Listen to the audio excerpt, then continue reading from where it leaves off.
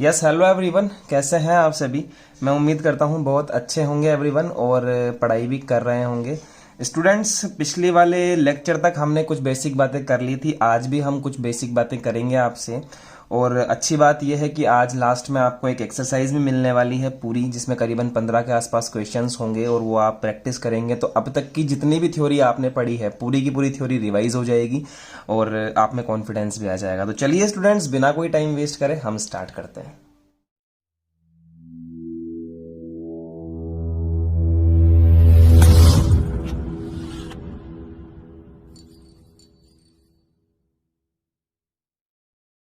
तो आज का हमारा जो पहला टॉपिक है उसका नाम है साहब कंपोनेंट ऑफ अ वेक्टर। क्या साहब? Component, component of a vector. समझिएगा, कुछ नहीं है, सिर्फ समझने की बात है। कंपोनेंट ऑफ अ वेक्टर का मतलब है कि कोई भी वेक्टर हमारे पास में है, कोई भी वेक्टर हमारे पास में है। सपोज दैट कि ये हमारे पास वेक्टर है आर वेक्टर, ठीक है। और इस वेक्टर का एक्स डायरेक्शन में कंपोनेंट होता है एक्स आई कैप, ये बता चुका हूं पहले, जहां पर एक्स तो क्या है, स्केलर कंपोनेंट है, और एक्स आई कैप पूरा का पूरा क्या है, वेक्टर कंपोनेंट है। तो आप लिख सकते हैं where, WHERE, where x is equal to scalar component, क्योंकि एक्स क्या है, सिर्फ नंबर है, scalar component, and x i cap is equal to vector component. इस पे हम लोग क्वेश्चन पहले कर चुके हैं और आज आपको और मिल जाएगा क्वेश्चन। तो एक्स आई कैप क्या है, component in x direction. Similarly students, component in y direction क्या होगा, वाई जे कैप, और similarly component in z direction क्या होगा, जेड के कैप होगा। समझ में आई बात। और स्केलर कंपोनेंट क्या क्या है, एक्स, वाई और जेड। और वेक्टर कंपोनेंट क्या क्या है, देखिए वेक्टर कंपोनेंट है x i cap, y j cap और जेड के कैप। जैसे इस पे एक क्वेश्चन आता है कि evaluate the scalar and vector components, छोटा सा क्वेश्चन आ सकता है, of a vector a vector is equal to 2i cap minus 3j cap plus 4k cap. तो देखिए स्टूडेंट्स, कुछ नहीं करना आपका, भी मैंने बताया स्केलर कंपोनेंट आप लिखेंगे यहां पर। देखिए मैं बता रहा हूं आपको, स्केलर कंपोनेंट आप क्या क्या लिखेंगे, 2 कोमा क्या है यहाँ पर, -3, जे का जो कोफिशिएंट है और के का कोफिशिएंट है 4। तो ये तो हो गए हमारे स्केलर कंपोनेंट। अब बात करते हैं आपसे वेक्टर कंपोनेंट के बारे में।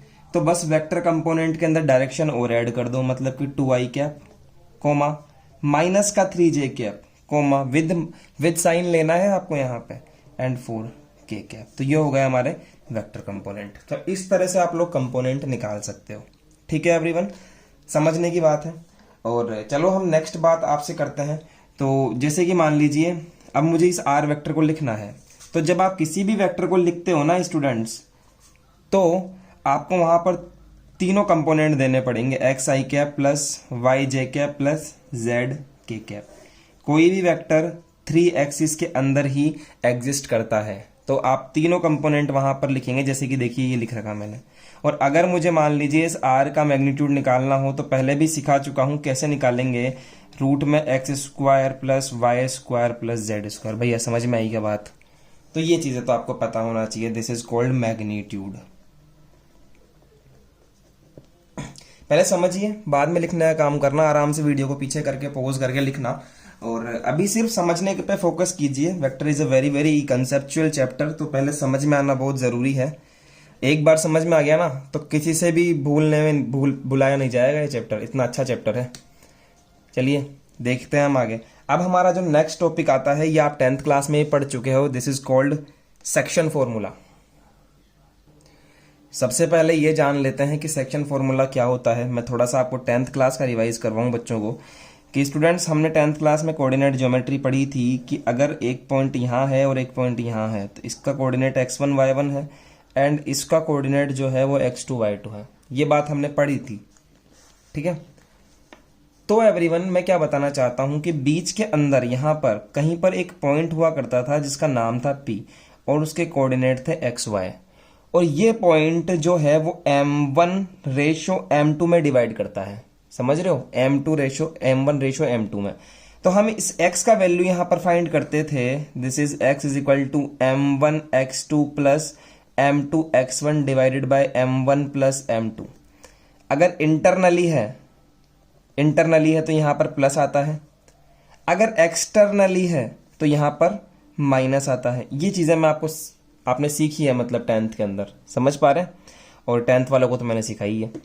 तो ये बात समझ रहे हो ना आप स्टूडेंट्स। ये थी पॉइंट्स के लिए, जब आपका पॉइंट्स 2D के अंदर एग्जिस्ट करता है, लेकिन यही चीज वेक्टर के अंदर भी एग्जिस्ट करती है। आइए देखते हैं कैसे।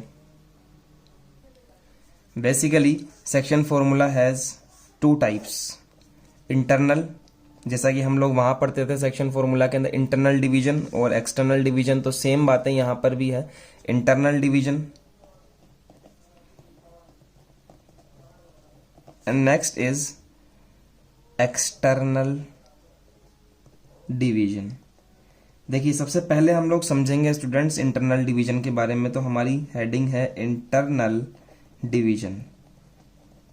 समझिएगा ध्यान से, क्या कहना चाह रहे हैं कि अगर मान लीजिए हमारे पास में एक वेक्टर है ए वेक्टर और दूसरा वेक्टर है हमारे पास में, this is called b vector. समझ रहे हैं स्टूडेंट्स, एक वेक्टर है ए वेक्टर और दूसरा है बी वेक्टर, तो इनका जो रिजल्टेंट आएगा, ठीक है, अब वो रिजल्टेंट किसी भी डायरेक्शन में हो सकता है, ठीक है, इधर हो सकता है या फिर इधर हो सकता है, समझ रहे हैं। तो इस रिजल्टेंट को यहां से एक वेक्टर ऐसा निकले जो इसको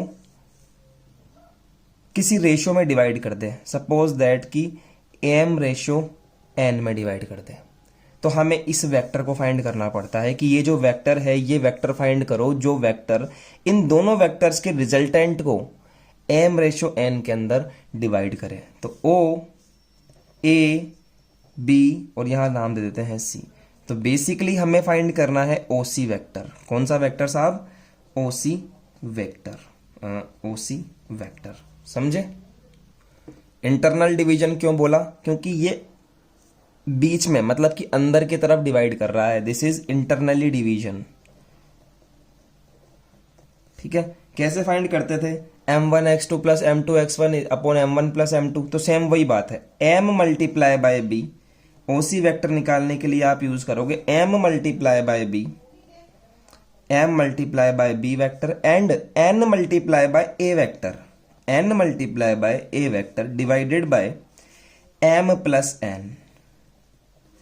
हम 10th क्लास के अंदर m1 m2 यूज करते थे, ठीक है। यहां पर हमने आपके लिए m रेशो n यूज करा है, तो आप प्लीज कंफ्यूज ना होए। ये 10th तक ही सीमित रहने दो, ये 12th के लिए रहने दो, ठीक है। चेंज किया है m रेशो n। आप अपनी मर्जी से m1 रेशो m2 भी लिखना चाहो तो कोई प्रॉब्लम नहीं है, ठीक है। तो m रेशो n से यहां डिवाइड कर दिया। अब स्टूडेंट्स बात करते हैं एक्सटर्नल डिवीजन के बारे में। इंटरनल डिवीजन समझ में आया ना? एक्सटर्नल डिवीजन क्या होता है देखिए,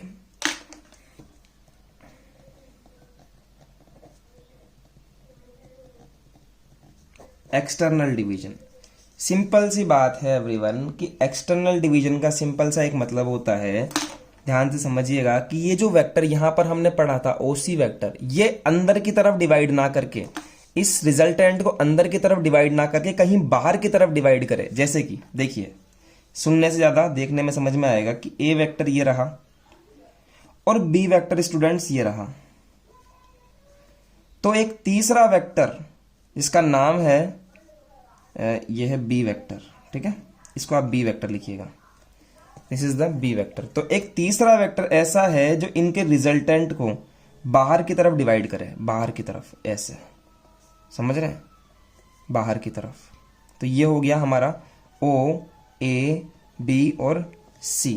OC वेक्टर ये बाहर की तरफ है, रिजल्टेंट तो हमारा यहीं तक ही था, AB था रिजल्टेंट तो, लेकिन जो OC डिवाइड कर रहा है वो इसको बाहर की तरफ डिवाइड कर रहा है। दैट मीन्स अगर मैं कहूं तो ये पूरा का पूरा तो है M,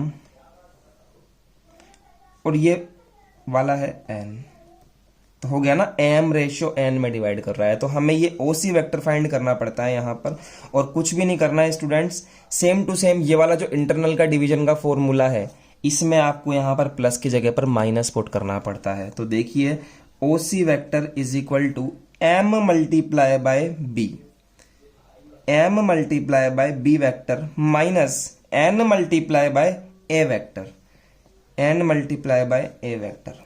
गलती मत करना, मैं पहले कह रहा हूं कि जो इंटरनल डिवीजन का फॉर्मूला है उसमें सिर्फ नेगेटिव का चेंज होगा और कुछ नहीं होगा। कंफ्यूज हो जाओगे बच्चों, इसमें नेगेटिव करना बस और कुछ नहीं करना है काम, और नीचे की तरफ आएगा m माइनस n। ठीक है, वही m रेशो यहाँ है, वही n रेशो यहाँ है। m मल्टीप्लाई होगा b से और n मल्टीप्लाई होगा a से। तो इस तरह का आपको फॉर्मूला मिलेगा। This is our external division formula, this is also our internal division formula. समझ में आया? चलिए इस पर क्वेश्चन करते हैं ताकि आपके अच्छे से समझ में आए।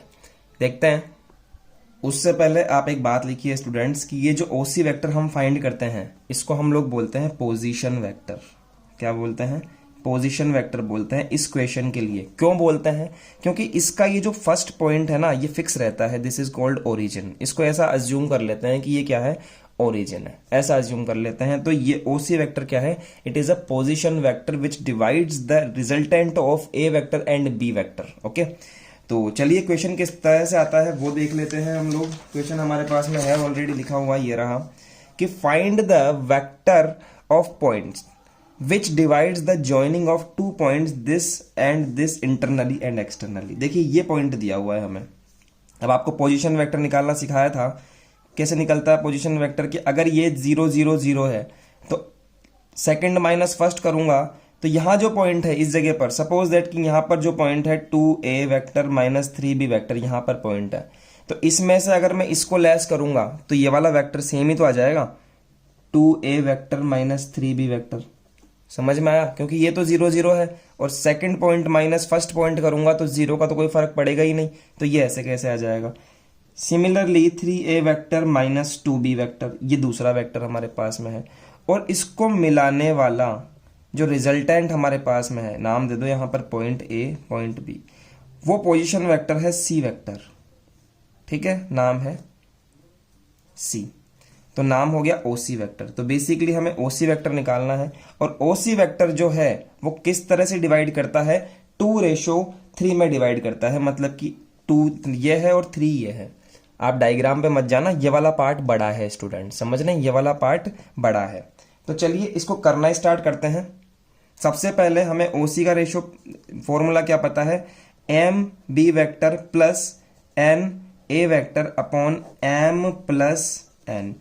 फर्स्ट काम कर रहे हैं फॉर इंटरनल डिवीजन, समझिएगा, फॉर इंटरनल डिवीजन की बात कर रहे हैं। तो इंटरनल डिवीजन ये होता है, देखिए 3 को मल्टीप्लाई कीजिए 2 से और 2 को मल्टीप्लाई कीजिए इस वाले वेक्टर से, तो 3 multiply by 2a vector minus 3b vector plus करिए और 2 को मल्टीप्लाई कीजिए इस वाले से 3a vector minus 2b vector. समझ में आया? इसके बाद में नीचे की तरफ m प्लस n, मतलब कि 3 प्लस 2। तो OC वेक्टर बेसिकली मेरे पास में क्या आ जाएगा?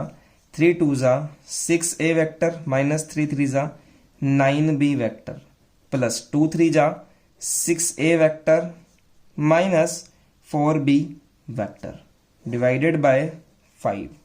समझ में आया एवरीवन? और यहां पर AC वेक्टर की थोड़ी सी कैलकुलेशन कर लेंगे। This is called 12a vector, ये और ये ऐड करने पर, और यहां आ जाएगा स्टूडेंट्स माइनस का 13b वेक्टर डिवाइडेड बाय 5। इसको आप ऐसे भी लिख सकते हो कि 12a वेक्टर डिवाइडेड बाय 5 या फिर minus 13 upon this.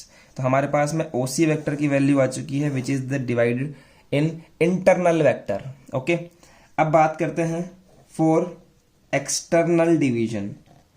For external division, अब वैसे अगर बात करूं आपसे सिर्फ और सिर्फ एक फंडे वाली बात, तो यहां पर नेगेटिव कर देना बस, क्योंकि यहां पर नेगेटिव कर दोगे तो ये एक्सटर्नल डिवीजन हो जाएगा। बात करते हैं डायग्राम की, क्योंकि हम लोग बेसिक सीख रहे हैं तो डायग्राम भी बनाना आपको आना चाहिए।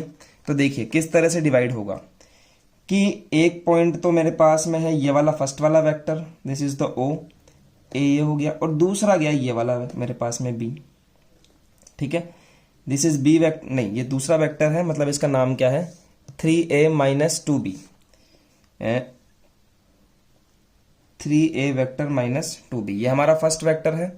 दूसरा वेक्टर है 2a vector minus 3b vector, this is our second vector. और इनका जो रिजल्टेंट है उसको एक दूसरा वेक्टर बाहर की तरफ डिवाइड कर रहा है, ये देखिए इस तरह से, ठीक है। ये बी पॉइंट है और ये सी पॉइंट है। ये वाला होगा स्टूडेंट्स 2 और जो बाहर वाला होगा वो होगा 3। देखिए यहां से यहां तक तो है 2 पार्ट्स और ये पूरा का पूरा क्या है 3 पार्ट्स, तो हो गया 2:3 के अंदर हमने डिवाइड कर दिया। अब देखिए सिंपल सा काम करना है, ओसी वेक्टर मुझे फाइंड करना है। ध्यान से देखिएगा ओसी वेक्टर के लिए, ये देखिए OC vector is equal to 3 multiply by 2a minus 3b, 3 multiply by 2a minus 3b। अब लगाएंगे माइनस क्योंकि इंटरनल एक्सटर्नल है। 2 multiply by this, 2 multiply by 3a minus 2b। अब एक बात मैं आपको सजेस्ट करूंगा स्टूडेंट्स कि जब तक आपको, अभी तक मैंने आपको एक चीज नहीं पढ़ाई, ये मल्टीप्लाई के बारे में मैंने कहा था कि पंगे हो जाएंगे, लफड़े हो जाएंगे, ये मत लगाना, ठीक है। तो ये चीज आप यूज नहीं करेंगे। यहाँ पर लग जाए आपसे गलती से मल्टीप्लाई तो आप यूज मत करना वेक्टर में, क्योंकि अभी तक इसका एक बहुत बड़ा सेंस है जो मैंने आपको बताया नहीं है। नेक्स्ट एक्सरसाइज में हम इसके ऊपर बात भी करेंगे। तो हमें सिर्फ मल्टीप्लाई के अंदर कुछ भी नहीं लगाना। 3 ऐसे समझ लीजिए कि यहां पर मल्टीप्लाई है जो कि इनविजिबल है। 3 multiply this and 2 multiply by this, जैसे कि हमने पहले किया था। देखिए इस तरह से यहां पर 3 कर दिया मल्टीप्लाई, ये भी हमको नहीं लगाना यहां पर, ठीक है। डॉट भी नहीं लगाना, डॉट भी मतलब ऐसे डॉट लगा दो कि 3 मल्टीप्लाई बाय 2 डॉट लगा दे, नहीं ये भी नहीं करना। ना तो डॉट लगाना है ना क्रॉस लगाना है, कुछ भी नहीं लगाना है, सिर्फ 3 ब्रैकेट लगाना है। नंबर कट जाएंगे एग्जाम के अंदर, बहुत बड़ा सेंस है, पहले ही कह रहा हूं। जैसे कि ये लिख रखा मैंने 2 मल्टीप्लाई बाय दिस, ऐसे लिखना है आपको, समझ गए। मैं बार बार कह रहा हूं ये बात। तो चलिए ये लिख दिया मैंने, और नीचे की तरफ स्टूडेंट्स क्या करूंगा 3 माइनस 2, 3 माइनस 2, समझ में आया। अब देखिए ओसी वेक्टर कैसे निकालते हैं। 3 2 जा 6a वेक्टर माइनस 3 3 जा 9b वेक्टर माइनस 2 3 जा 6a vector and minus minus plus 4b vector divided bye 3 minus 2, this is 1। समझ में आई बात। देखिए 6a वेक्टर से 6a वेक्टर कट गया एंड ओसी वेक्टर मेरे पास में आया minus 9b plus 4b minus का 5b वेक्टर। तो ओसी वेक्टर एज एक्सटर्नल मेरे पास में आया माइनस का 5b वेक्टर। डायग्राम बनाने में प्रॉब्लम हो कोई बात नहीं है, मत बनाना। यहां पर देखिए यहां पर प्लस है, यहां पर सिंपली माइनस करा है और कोई चेंज नहीं है, ठीक है। इस तरह से भी काम कर सकते हैं आप। तो चलिए एक क्वेश्चन और करते हैं ताकि आपके और अच्छे से समझ में आए ये वाला टॉपिक। देखिए बहुत ही इंपॉर्टेंट टॉपिक है, इस पे क्वेश्चन आता भी है, ठीक है। वेक्टर में मतलब कहीं से भी क्वेश्चन आ सकता है, कहने का मतलब ये है कि बेसिक कंसेप्ट ध्यान रखो, सारे क्वेश्चन हो जाएंगे, कहीं से भी क्वेश्चन बन जाता है इसमें।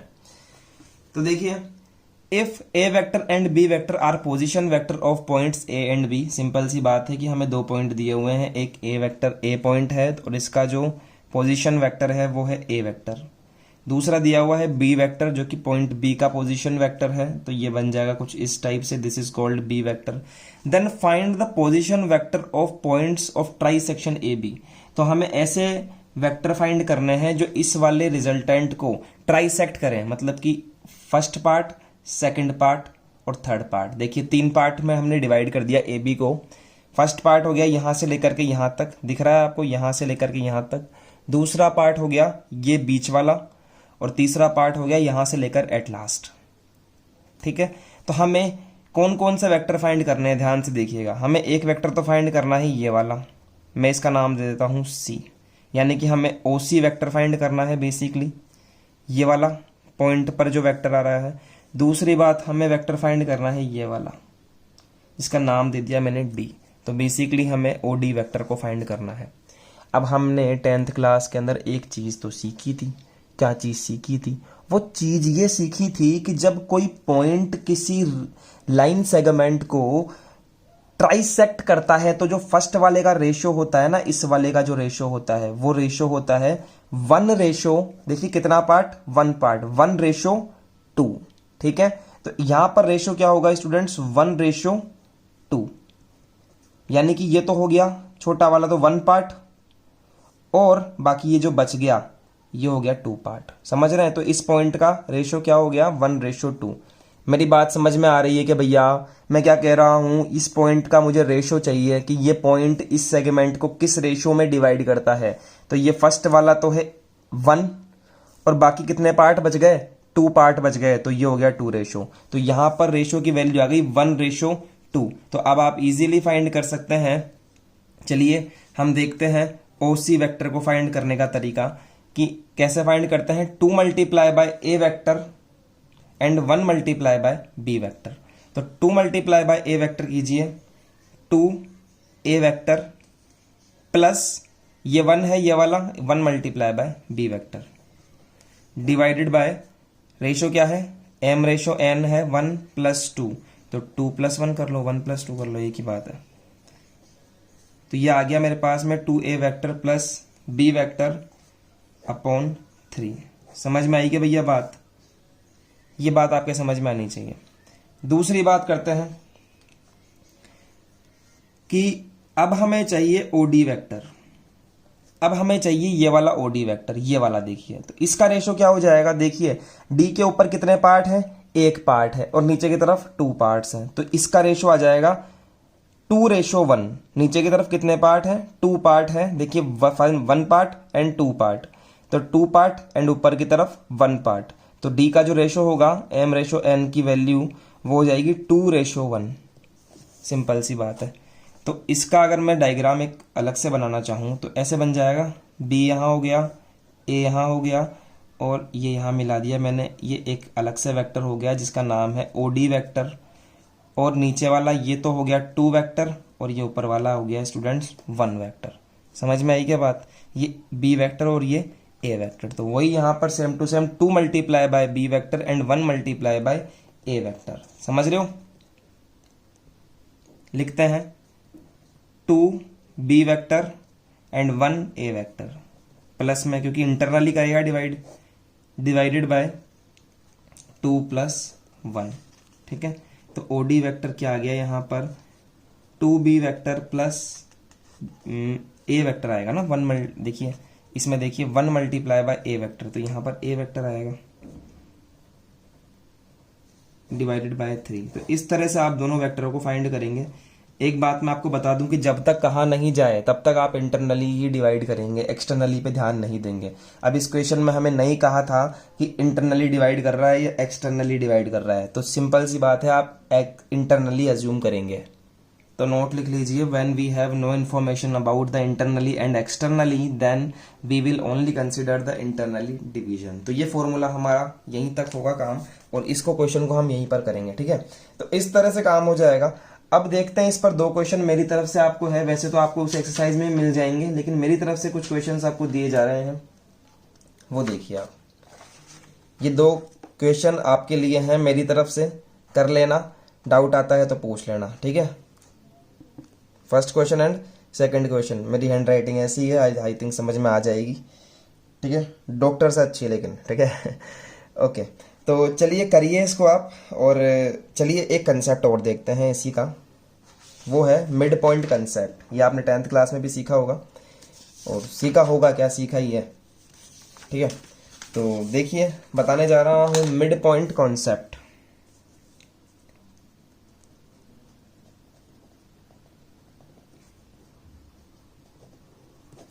देखिए मिड पॉइंट कंसेप्ट का मतलब जैसा आप समझ पा रहे हैं कि किसी भी वेक्टर का मिड पॉइंट, बस वही बात है कि स्टूडेंट्स ऐसा हो कि एक वेक्टर है आपके पास में सपोज, और उसका वो 2 पॉइंट को मिलाने से बनता है।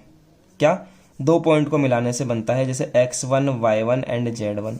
दूसरा है x2 y2 z2, एक वेक्टर है।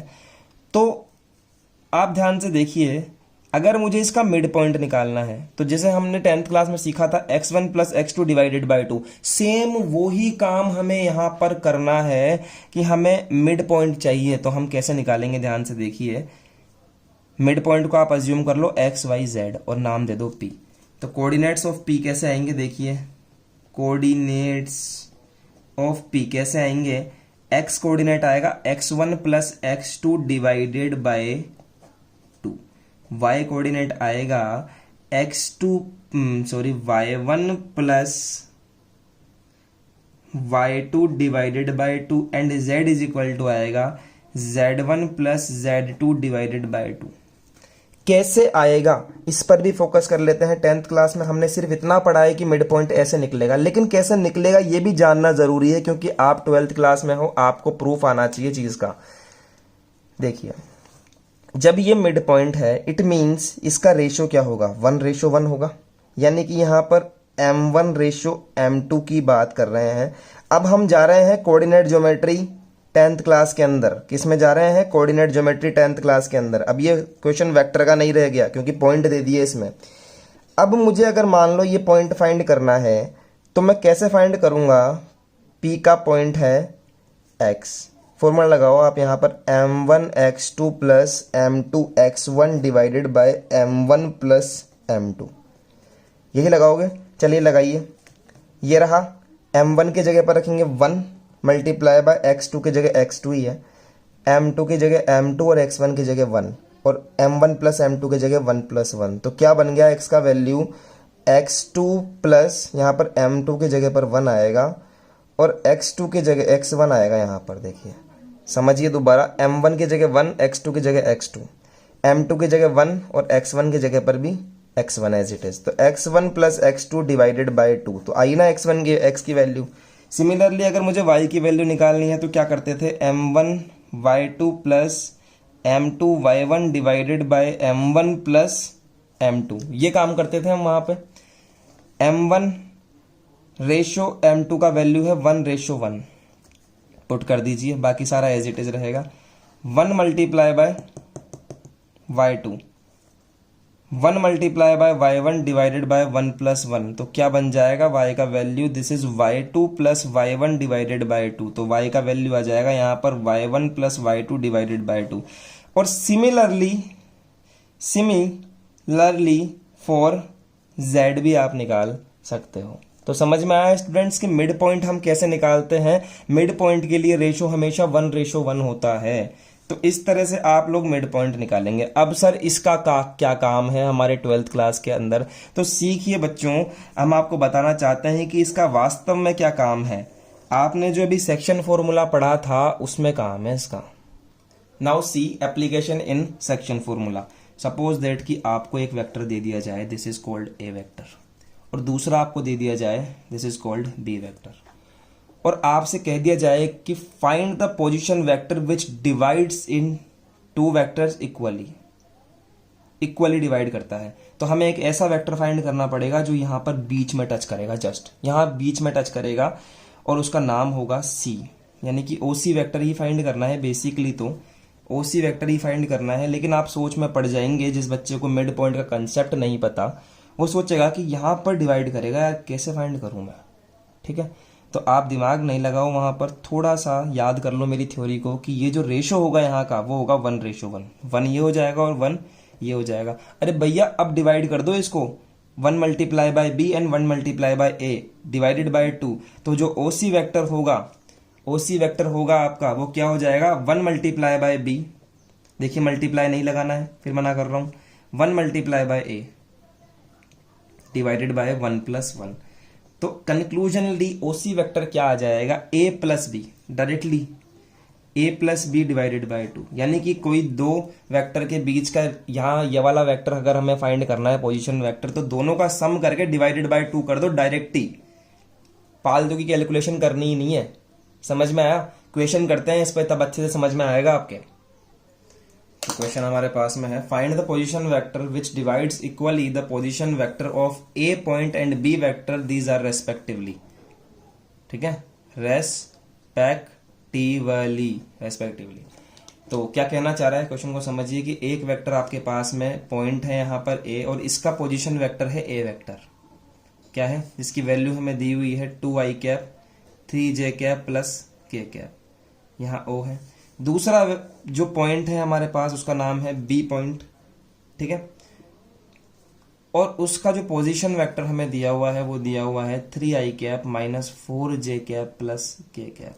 तो इन दोनों का जो रिजल्टेंट होगा इस टाइप से, उसको एक दूसरा वेक्टर जो है ओसी वेक्टर यहाँ बीच में बिल्कुल स्ट्राइक कर रहा है जिसका नाम है ओसी वेक्टर, ये फाइंड कीजिए जो इस वेक्टर को इक्वली डिवाइड कर रहा है, मतलब यहाँ पर 1 और यहाँ पर भी 1। भैया समझ में आई क्या बात, ठीक है।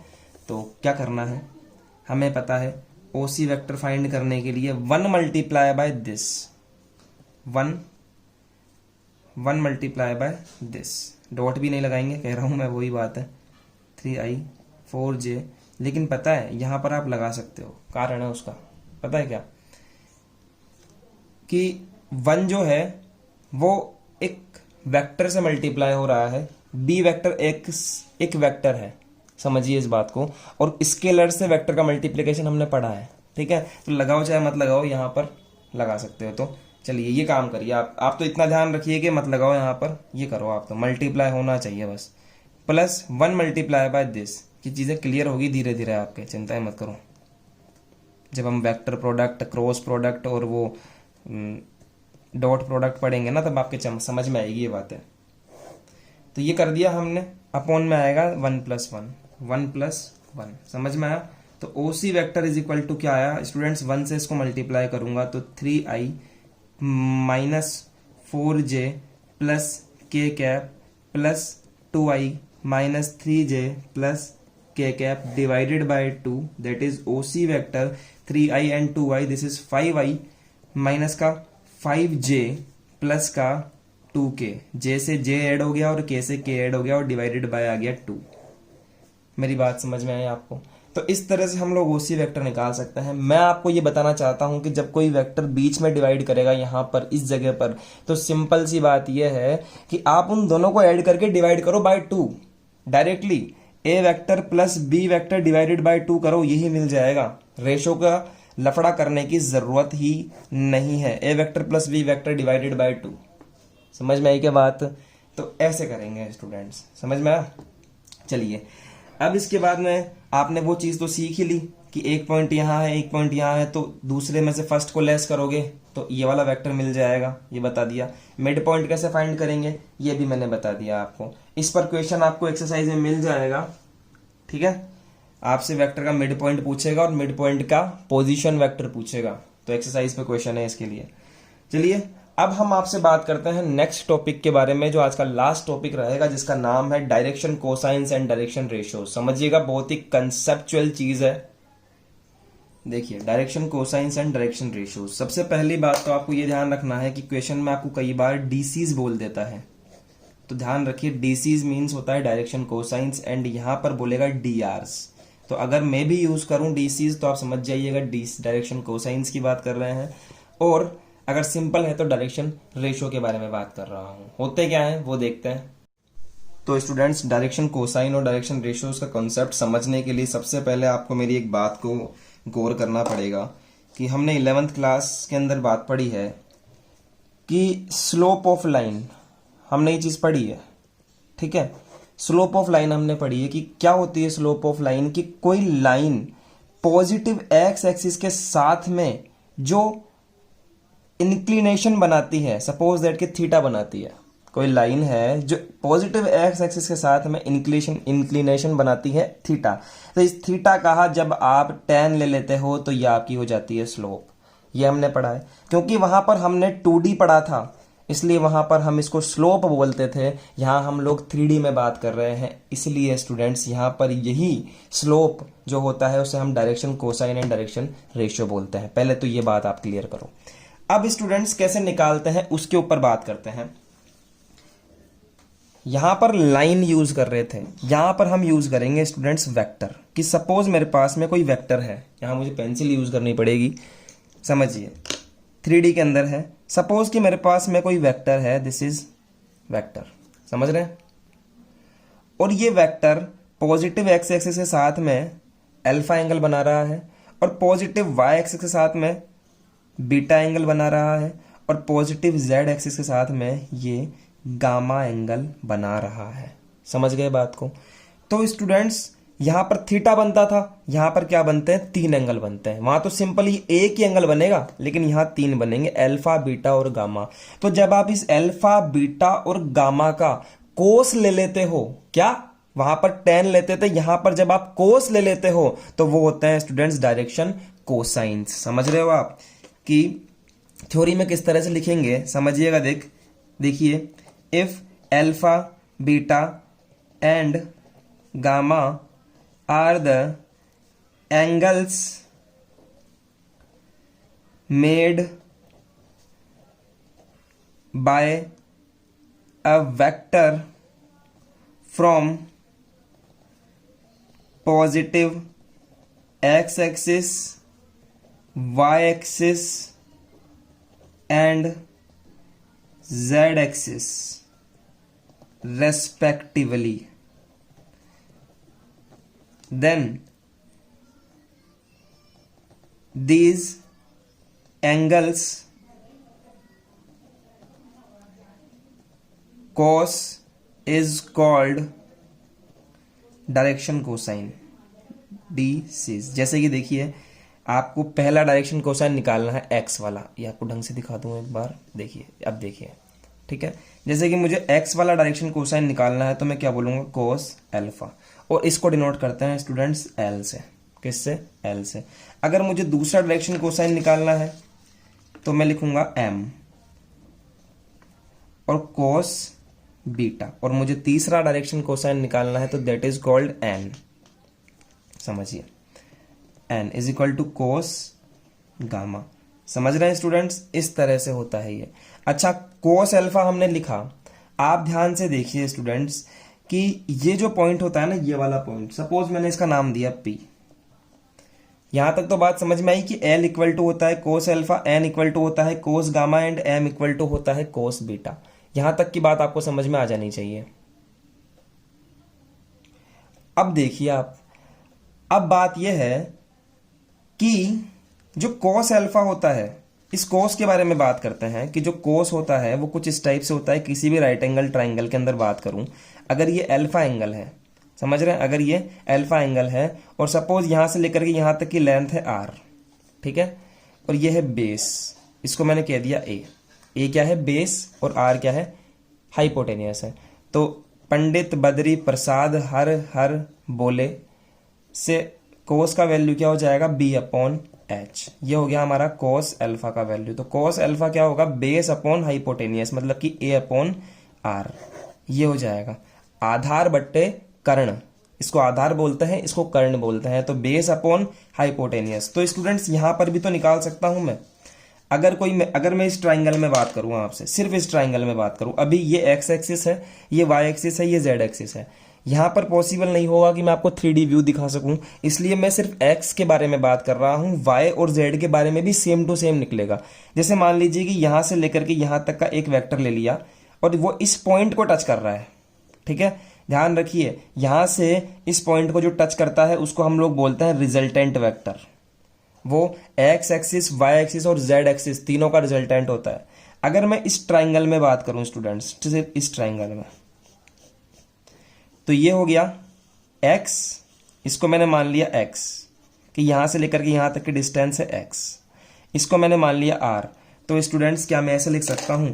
इन ट्राइंगल OAP, इन, समझते रहिएगा, कंसेप्चुअल चीज है, बाकी आगे आपको फॉर्मूले ही याद रखने हैं वैसे तो, लेकिन समझना जरूरी है कि in triangle OAP, in triangle OAP, अरे कहाँ गया महाराज, OAP, तो OAP के अंदर कोस अल्फा कैसे निकलेगा? Base upon hypotenuse, this is x upon r, ठीक है। r क्या है? r is resultant of position vector. हमने पिछले वाले लेक्चर में पढ़ा है r वेक्टर के बारे में कि x i cap, y j cap और z k कैप, तो वही आ रही है क्योंकि तीनों का क्या है, रिजल्टेंट है, तो इसमें तीनों एक्सिस आएगी, x i cap, y j cap और जेड के कैप। समझ गए बात को।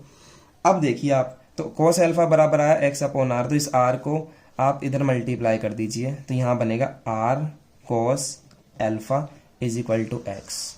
ठीक है, कॉस अल्फा को क्या मैं यहां से एल लिख सकता हूं, इस जगह से एल, देखिए यहां पर एल लिखा हुआ है मैंने, तो क्या मैं यहां से एल लिख सकता हूं यहां से, तो यहां पर मैं एल आर लिख सकता हूं उसको, l r is equal to x. ये जो एक्स का वैल्यू निकलता है इसे हम कहते हैं डायरेक्शन रेशियो। समझ गए। इसी तरह से स्टूडेंट्स सिमिलरली समझिएगा, जब cos alpha equal to x upon r हो गया, तो सिमिलरली cos बीटा y के लिए हो जाएगा, cos बीटा किसके लिए हो जाएगा, y अपॉन आर हो जाएगा, रिजल्टेंट तो तीनों का सेम ही रहेगा, तो यहां पर आ जाएगा r cos beta is equal to y। तो ये हो जाएगा, m लिख सकता हूं तो एम आर, कई बार r वेक्टर को r भी लिख देते हैं, तो ये हो गया direction ratio of y, direction ratio.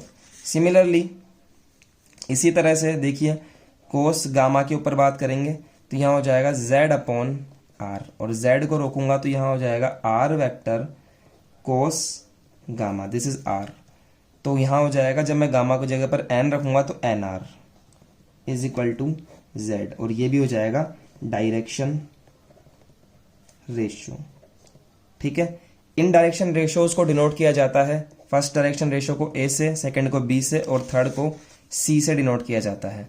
यहां हमने x y z की वैल्यू निकाली है ताकि आपको बता सकें कि ये x का डायरेक्शन को रेशियो है, ये y का डायरेक्शन रेशियो है, ये z का डायरेक्शन रेशियो है। ठीक है, समझ में आएगी अभी बातें, समझिए बात को क्या कहना चाह रहा हूं। अब देखिए दोनों में फर्क, डायरेक्शन कोसाइन समझ में आए, ज्योमेट्रिकली की डायरेक्शन कोसाइन क्या होता है, अभी आप समझ जाएंगे कि सर दोनों में डिस्टिंग्विश कैसे करना है। देखिएगा,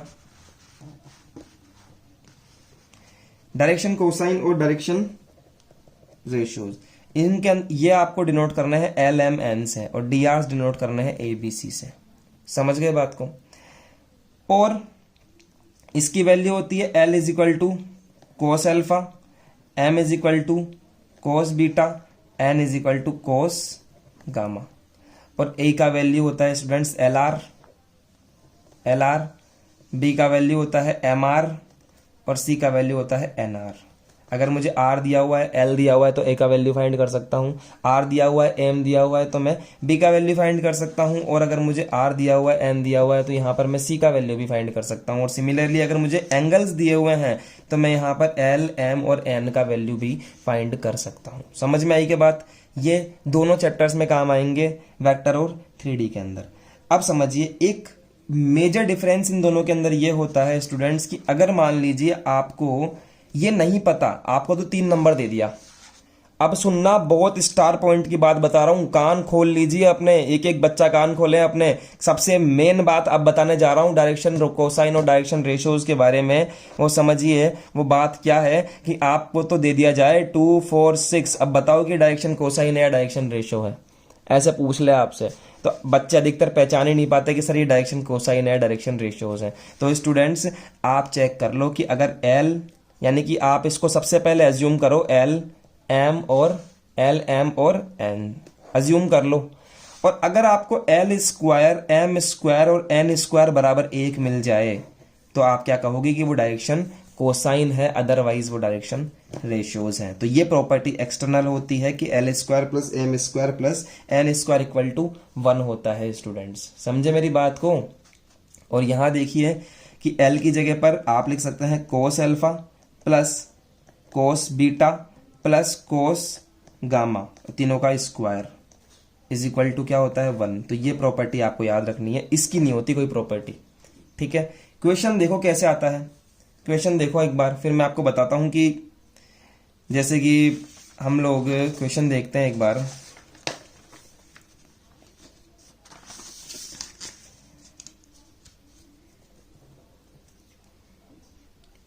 जैसे कि आपके पास में ये वेक्टर आ गया, identify either these are direction ratio और डायरेक्शन कोसाइन। हमें फाइंड करना है कि डायरेक्शन रेशियो होंगे या डायरेक्शन कोसाइन होंगे। तो स्टूडेंट सबसे पहले तो हमें एक वेक्टर दिया हुआ है, तो आप इसमें कैसे पहचाने कि डायरेक्शन रेशियो कौन से हैं और डायरेक्शन कोसाइन कौन से हैं। तो स्टूडेंट्स जो आई का कोफिशिएंट होता है ना, जे का कोफिशिएंट और के का कोफिशिएंट होता है, इससे ही हम लोग डीआरस या फिर डीसीज कहते हैं, समझे। इनको हम क्या कहते हैं, डीआरस या फिर डीसीज, जैसे कि 2, 3, -4। अब हम कैसे पता करेंगे कि डायरेक्शन रेशियो है या डायरेक्शन कोसाइन है। तो सिंपल सा यहां लिखिए सॉल्यूशन और देखिए आप, we know that L² + M² + N² = 1। तो इसको अज्यूम कर लो, assume that L = 2, M = 3 and N = -4। Hence अब इन तीनों का स्क्वायर करके ऐड करो। 2² L की जगह पर पुट कर रहा हूं, 3² M की जगह पुट कर रहा हूं, प्लस N की जगह पर -4 स्क्वायर किया। क्या देखा मैंने, 4 + 9 + 16, ओहो ये क्या हो गया, ये तो 29 हो गया। It is not equal to 1। जब ये 1 के इक्वल नहीं है, then these are not direction cosines. This direction cosines नहीं है। ये जो हमें दिए हुए हैं ये क्या है स्टूडेंट्स, these are डीआरस हैं। तो ये पता करने का तरीका है कि किसी वेक्टर के जो कोफिशिएंट हैं वो डीआरस हैं या डीसीज हैं। हम ऐसे पता कर सकते हैं कि अगर उनका स्क्वायर करके सम 1 आ जाता है इस तरह से, तो वो डीसीज होंगे, अदरवाइज वो डीआरस होंगे। तो डीआरस क्या हो गई इसके, 2, 3 एंड -4। समझ में आया एवरीवन। तो इस तरह से हम यहां पर काम करते हैं। डीसीज और डीआरस आपको पता रहने चाहिए। जो डीआरस होते हैं इनको फिर मैं बता रहा हूं, इनको ए, बी या सी से या फिर एक्स, वाई, जेड दोनों से डिनोट कर सकते हैं स्टूडेंट्स। ए, बी, सी से या फिर एक्स, वाई, जेड से, दोनों से इसको डिनोट किया जा सकता है। दिमाग में बिठा लेना ढंग से। अब स्टूडेंट्स देखिए इस क्वेश्चन के अंदर वो ऐसे बोल सकता था, if these are direction ratios, if these are DRs, then find DCs. तो डीसीज फाइंड करिए, ठीक है। तो अब देखिए मैं आपको बताना चाह रहा हूं कि अगर if we have DRs, then we want to find DCs। हमें DCs फाइंड करने हैं। तो देखिए कैसे फाइंड करते हैं स्टूडेंट्स। DCs क्या होता है, L, M, N, यही तो होता है। और फॉर्मूला क्या होता है L का, अभी आपको पढ़ाया था थोड़ी देर पहले। देखिए L = cos alpha, M = cos beta और N = cos गामा। ये मैंने आपको पढ़ाया था अभी।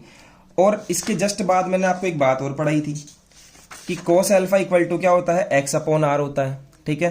तो cos अल्फा L के इक्वल है, तो इसको L cos alpha, L = cos alpha = x/r बोल सकता हूं। अब यहां पर हमें कोई एंगल का तो ज्ञान ही नहीं है एंगल का। तो इस वाले फॉर्मूले के अंदर कोई एंगल की जिक्र ही नहीं करा इसने, कोई एंगल के बारे में बोला है क्या इसने। तो इसके लिए फॉर्मूला हमारे पास में क्या आएगा, L = cos अल्फा को तो हटा दो यहां से, L = x/r, ये वाला L = x/r। तो L का फॉर्मूला यहां क्या लगेगा स्टूडेंट्स, x/r लगेगा। सिमिलरली M का जो फॉर्मूला लगेगा, M के लिए क्या लगेगा, देखिए दिस इज कॉल्ड M। तो M का फॉर्मूला लगेगा यहां पर, cos बीटा को हटा दो, M = y/r। और N का वैल्यू सिमिलरली यहां अगर मैं N कर दूं तो N = z/r। समझ रहे हो, z/r। मैं आपको बता दूं कि ये चीजें हम 3D में वापस से पढ़ेंगे, क्योंकि वहां पर भी इसका एप्लीकेशन है और तब भी आपके अच्छे से समझ में आ जाएगी। अब देखिए L का वैल्यू आ चुका, कैसे निकालना है। देखिए X का वैल्यू है कि फर्स्ट वाला dr, देखिए X का वैल्यू है फर्स्ट वाला dr, क्या है 2, और नीचे की तरफ स्टूडेंट्स r का मतलब होता है इन तीनों से बनने वाले वेक्टर का मैग्नीट्यूड। जैसे कि इन तीनों से कौन सा वेक्टर बनेगा, इन तीनों से सपोज कि r वेक्टर बनेगा, इन तीनों से 2i cap plus 3j cap minus का 4k कैप, यही तो बनेगा। ठीक है, हालांकि ये ए वेक्टर के कोफिशिएंट्स हैं, लेकिन इससे बनने वाले वेक्टर आर वेक्टर होगा। ठीक है, और आर वेक्टर का जो मैग्नीट्यूड होगा वो होगा 2 का स्क्वायर, 3 का स्क्वायर एंड माइनस 4 का स्क्वायर। समझ में आई बात? ये मैग्नीट्यूड होगा इसका। तो ये जो नीचे की तरफ है स्टूडेंट्स, वो इन तीनों का मैग्नीट्यूड आएगा, यानी कि 2 का स्क्वायर प्लस 3 का स्क्वायर प्लस माइनस 4 का स्क्वायर। 2 अपॉन यहाँ आएगा 2 का square 4 plus 9 plus 16 that equal to 2 upon root 29। तो इस तरह से आप एल की वैल्यू निकालेंगे। नेक्स्ट देखिए y अपॉन आर। तो y की वैल्यू क्या है 3, r की जगह पर सेम टू सेम वही magnitude 2 square 3 square and minus 4 का स्क्वायर। समझ रहे हैं? और 3 अपॉन रूट 29। सिंपली इस r के मैग्नीट्यूड का मतलब ये है कि जो वेक्टर के कोफिशिएंट्स आपको दिए हुए हैं ना, ये 2 3 माइनस 4, इनका मैग्नीट्यूड है ना वो आएगा यहाँ पर। सिंपल सी बात है, इनका मैग्नीट्यूड आएगा यहाँ पर। और यहाँ देखिए z अपॉन आर, तो z अपॉन आर की जगह पर लिखिए third coefficient minus 4 divided by नीचे की तरफ रूट 29। तो हमारे पास में l का वैल्यू आ गया 2 अपॉन रूट 29, m का वैल्यू है 3 upon root 29 and n equal to है माइनस का 4 अपॉन रूट 29। समझ में आया स्टूडेंट्स? इस तरह से हम लोग करेंगे। और आप लास्ट में ऐसे भी लिख सकते हैं कि vector by DCs, vector by DCs क्या होगा 2 अपॉन रूट 29 आई कैप। दिख रहा है आपको? 2 अपॉन रूट 29 आई कैप। यहां देखिए इस जगह पर बताता हूं आपको, 2 अपॉन रूट 29 आई कैप प्लस 3 अपॉन रूट 29 जे कैप माइनस 4 अपॉन रूट 29 के कैप। ये होता है students direction cosine and direction ratios के बारे में। ये थोड़ा सा इंट्रोडक्शन था। क्वेश्चन कैसे आता है डायरेक्शन कोसाइन डायरेक्शन रेशियोज के ऊपर डायरेक्टली देखते हैं। तो जैसे कि आपको इक्वेशन दे दिया जाए कि if DRs of a vector 1 2 3, तो फाइंड इसके डीसीज हमें फाइंड करने हैं। तो कैसे फाइंड करेंगे? हमें पता है l equal to x upon r होता है। एक्स की वैल्यू है 1 यानी कि फर्स्ट वाला कोऑर्डिनेट, और नीचे की तरफ इनका मैग्नीट्यूड यानी कि 1 का स्क्वायर 2 का स्क्वायर और 3 का स्क्वायर। क्वेश्चन आता है इस पर 3 स्क्वायर 9, 9 एंड 4 13 एंड 1 14। तो यहाँ आ जाएगा रूट 14। सिमिलरली आप एम निकाल सकते हो। कैसे निकलेगा? y अपॉन आर, तो y की वैल्यू है 2 डिवाइडेड बाय रूट में 14। n इज इक्वल टू है z अपॉन आर, और यहाँ पर आ जाएगा 3 अपॉन रूट 14। यहाँ x की जगह पर आप a भी कर सकते थे, b भी कर सकते थे और c भी कर सकते थे। a b एंड c भी कर सकते थे। अगर आपको कंफ्यूजन हो रहा है तो एक जगह पर इस तरह से आप कर सकते हैं। डीसीज और डीआरस पे अच्छा क्वेश्चन किस तरह से आता है वो देखिए आप, जो आपके एग्जाम में पूछ लेता है आपसे कई बार और बुक में नहीं होता। सबसे गंदी बात ये देखिए, if angles made by Oval 3 axis, यानी कि x y और z के साथ में पॉजिटिव x y z के साथ में एंगल दिए हुए हैं alpha beta and gamma, then prove that first condition and second condition. कैसे प्रूफ करेंगे? तो हमें स्टूडेंट्स प्रूफ करना है कि sine square alpha plus sine square beta plus sine square gamma is equal to 1। एक बात हमें याद है स्टूडेंट्स, थोड़ा सा दिमाग लगाएंगे तो याद आएगा कि sine square theta plus cos square theta is equal to क्या होता है? 1 होता है। यही तो होता है। तो साइन स्क्वायर की जगह पर क्या मैं स्टूडेंट्स ऐसे लिख सकता हूं? यहां पर LHS देखिए, साइन स्क्वायर की जगह पर मैं लिख सकता हूं 1 minus cos square theta, 1 minus cos square alpha, क्योंकि अल्फा है तो अल्फा ही लिखूंगा ना। ठीक है, यहां पर 2 है। ठीक है, 2 प्रूफ करना है। प्लस साइन स्क्वायर बीटा की जगह पर इस फॉर्मूले से पुट कर सकता हूं 1 माइनस कोस स्क्वायर बीटा, और साइन स्क्वायर गामा की जगह पर इस फॉर्मूले से पुट कर सकता हूं 1 minus cos square gamma, that is equal to कुछ नहीं, इक्वल टू क्यों, LHS ही लेकर चल रहा है। 1 प्लस 1 प्लस 1 कितना हो गया? 3 हो गया, और तीनों में से माइनस कॉमन ले लिया तो यहां बनेगा cos square alpha plus cos square beta plus cos square gamma. ये बन गया क्या? हमें पता है स्टूडेंट्स कि L square plus M square plus N square equal to 1 होता है।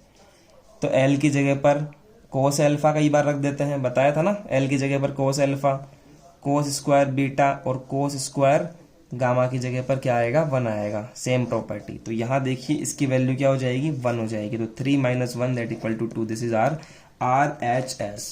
समझ में आया साहब? ऐसे प्रूफ करेंगे फर्स्ट वाली को। सेकंड वाली को वीडियो पॉज करके प्रूफ करने का प्रयास कीजिए, नहीं तो मैं तो बता ही रहा हूं। चलिए देखिए हम बताते हैं आपको, वैसे आप प्रैक्टिस कीजिए। cos 2 थीटा का फॉर्मूला क्या होता है, 1 - 2 sin स्क्वायर अल्फा, और दूसरा क्या होता है 2 cos स्क्वायर अल्फा -1, अगर यहाँ अल्फा है तो, ठीक है, ये होता है। तो यहाँ पर फॉर्मूला यूज करूंगा ये वाला, क्योंकि हमारे पास में कोस स्क्वायर अल्फा, कोस स्क्वायर बीटा और कोस स्क्वायर गामा के लिए फॉर्मूला है ये वाला। तो क्या करूंगा बेसिकली, यहाँ पर ये वाला फॉर्मूला यूज करूंगा, जहां पर कोस 2 अल्फा की जगह पर पुट कर सकते हैं, इस कोस 2 अल्फा की जगह पर पुट कर सकते हैं 2 कोस स्क्वायर अल्फा -1। तो पुट कर दीजिए यहाँ पर कोस 2 कोस स्क्वायर अल्फा -1 प्लस यहाँ पर भी 2 cos स्क्वायर बीटा -1 प्लस यहाँ भी 2 cos स्क्वायर गामा -1। ये मैं ले रहा हूं LHS, ठीक है। -1 - 1 कितना हुआ, -3। यहां से 2 कॉमन ले लिया पूरे में से, तो अंदर क्या बचेगा, cos square alpha, cos square beta और cos स्क्वायर गामा, यही तो बचेगा एवरीवन। दिख रहा है, देखिए यहां पर क्या किया है, इसमें से और इसमें से 2 को कॉमन ले लिया, तो बनेगा cos square alpha, cos square beta and cos square gamma. और -1 बचेगा -3। इसकी जगह पर पुट कर सकते हैं 1, क्योंकि आपको पता है इसकी वैल्यू 1 होती है। तो यहां आ जाएगा 2 × 1 -3। तो 2 - 3 that equal to -1। It is our RHS। तो हैंस प्रूव्ड। इन दोनों क्वेश्चन को कराने का मकसद सिर्फ इतना सा है कि आपसे कोई सी भी ऐसी कंडीशन पूछ ले, कोई सी भी पूछ ले स्टूडेंट्स आपसे, तो आपको वहां पर दिमाग लगाना है कि मुझे ऐसा क्या करूं मैं कि ये पूरा का पूरा जो टर्म है ये लास्ट में कोस square alpha plus cos square beta plus cos square gamma के अंदर कन्वर्ट हो जाए और मैं इसकी वैल्यू 1 रख सकूं। जब आप इसकी वैल्यू 1 रख देंगे तो आपको जो दिया हुआ है वो आप प्रूफ कर सकते हो। ठीक है एवरीवन, अब हमने आपको ये कंसेप्ट बता दिए हैं। अब आप क्या काम करेंगे एवरीवन, अब आप देखिए एक बार स्क्रीन पर मैं आपको कुछ क्वेश्चंस दिखा रहा हूँ। ये एक्सरसाइज है एनसीईआरटी की नंबर 1 एक्सरसाइज, और भी किसी बोर्ड की बुक की देखोगे तो सेम एक्सरसाइज मिलेगी आपको। तो ये एक्सरसाइज आपको कंप्लीट करनी है स्टूडेंट्स, इसका आप स्क्रीनशॉट लेकर लिख लीजिए सारे क्वेश्चंस को और प्रैक्टिस कीजिए। कुछ नहीं आता है तो कमेंट कीजिए, मुझसे कॉन्टैक्ट कीजिए, पूछिए, टेलीग्राम ग्रुप को ज्वाइन करिए, कैसे भी पूछिए लेकिन पूछिए। ठीक है स्टूडेंट्स, तो मिलते हैं आपसे अब नेक्स्ट लेक्चर के अंदर, और थोड़ा सा अब अपर लेवल की बात करेंगे, बेसिक बातें अब हो चुकी है। ठीक है स्टूडेंट्स, मिलते हैं आपसे नेक्स्ट लेक्चर के अंदर, और आज के लिए ऑल द बेस्ट।